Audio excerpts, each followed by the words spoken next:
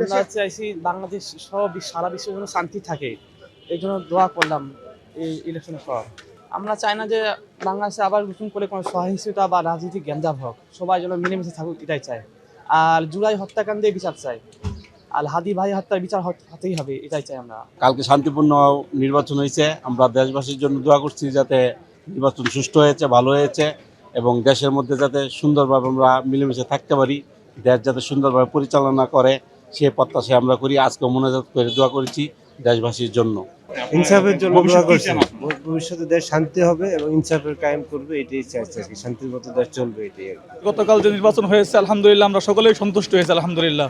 আমরা যেই সরকার গঠিত হবে তাদের কাছে আমরা আশাবাদ যে 5 বছর তারা ক্ষমতা চালাবে ইনসাফের সাথে, সুন্দর করে জনগণ শান্তিতে থাকতে পারে, আমরা সেই আশাবাদ। দেশ ও জাতির লাগি দোয়া চাইছি।